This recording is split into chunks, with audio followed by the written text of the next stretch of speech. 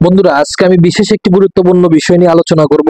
স্ক্রিনে যে মোষটি আপনারা দেখতেছেন ভিডিও আর কি, মোষটি প্রচুর রাগ, কিন্তু এর পিছনেও কিন্তু কিছু বিশেষ বিশেষ কারণ আছে, যেটাই ভিডিও দেখলে আপনারা জানতে পারবেন। আপনি কি কখনো দেখেছেন মোষ রাস্তার পাশে লাল মাটিতে গড়াগড়ি খাচ্ছে বা মাটি তুলতেছে? এটি কি মজা, নাকি এর পিছনে রাগের কোনো বিষয় আছে, না কোনো গভীর কোনো কারণ আছে? আজ আমরা জানবো এমন একটি আচরণের বৈজ্ঞানিক বিশ্লেষণ, যা শুনে মজার না, বরং গবাদি পশু পালনের জন্য খুবই গুরুত্বপূর্ণ একটি টিপস হতে যাচ্ছে। বন্ধুরা, এই যে গড়াগড়ি করতেছে, পাহাড়ের রাস্তায় লাল মাটির মধ্যে শুয়ে আছে, তার মাথা ও শিং মাটিতে লেগে গেছে। অনেক সময় তারা এমন ভাবে গড়াগড়ি দেয় যেন কোনো কিছুর থেকে মুক্তি পাওয়ার চেষ্টা করতেছে।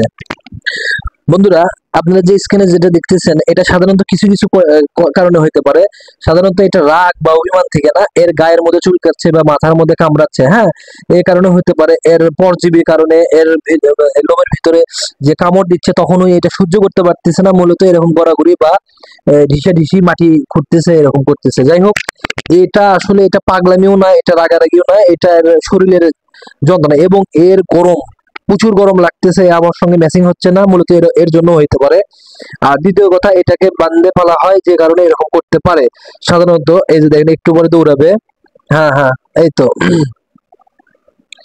এই যে এইগুলোর বিষয়টা হচ্ছে কি, এটা হচ্ছে সাধারণত এই পশুটাকে কিন্তু এরা খোলামেলা ভাবে বা প্রকৃতির ভিতরে এরা লালন পালন করে না, এরা একে বান্ধে পালন করে, যে কারণে বের করার কারণে এরা মূলত পাহাড়ের এই লাল মাটিগুলো দেখে এর যে চুলকানি বা ইয়ে আছে, এগুলোকে অপসারণ করার জন্য এরকম করতেছে।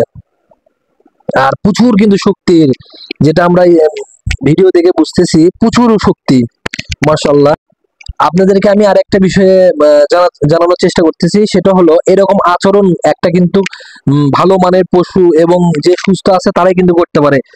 পশু বা গরুর এমন আচরণ হয়তো আপনাকে অবাক করে দিতে পারে, স্বাভাবিক ব্যাপার, কিন্তু এই ছোট ছোট আচরণ পশুর সুস্থতার বড় ইঙ্গিত দিতে পারে, হ্যাঁ, দিয়ে দিয়ে থাকে। যাই হোক, তাই পশুর প্রতি সচেতন হন, তাদের ভাষা বোঝার চেষ্টা করুন। হ্যাঁ, যারা এরে বাঁধতে পারেন, তাদেরকে আমি একটা কথাই বলবো, এরে যেন গাও চুলকাতে পারে, এর পরজীবী এবং প্রতি 3 মাস পর পর কৃমিনাশক অবশ্যই করতে হবে। আর দ্বিতীয় কথা, এরে মোষ এরকমই সাধারণত করে থাকে, এদের রাগ, প্রচুর রাগ কিন্তু আছে। হ্যাঁ, সাধারণত এরা প্রচুর পরিমাণ রাগিত হয়ে থাকে।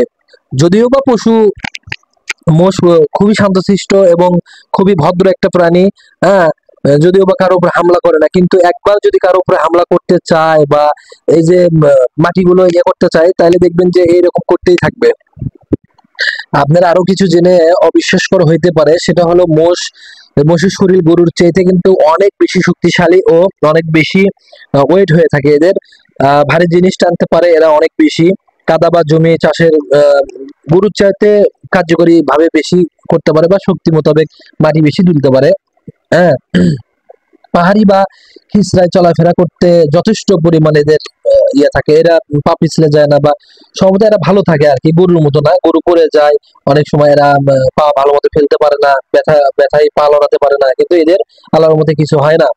মোষের মোষের বিষয় যদি আরো আমরা বলতে চাই, এই যে দেখেন, যে রাগি, যেভাবে এরকম করতেছে, একটা গরু হইলে কিন্তু সাধারণত গরুরাও এরকম করে, মাটি তোলে, এরে গরুগুলো এইভাবে এতটা শক্তি দিয়ে এগুলো করতে পারে না। এদের শিংগুলো যে বাঁকা বা ইয়ে, এই যে দেখেন, এদের হাতির মতো শরীর, তারপরেও মনে হচ্ছে যেন ওদের শরীর খুবই চিকন পাতলা, এরা এরকমই সাধারণত হয়ে থাকে।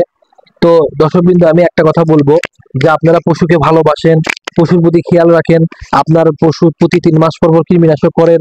হ্যাঁ, কৃমিনাশক করলে যে ভিতরের বাহিরি পরজীবী এবং ভিতরে যে পরজীবী গুলো আছে, অর্থাৎ কৃমিগুলো আছে, এগুলো পরিষ্কার হয়ে যাবে। আপনার পশু এরকম সিন্ডিকেট করবে না।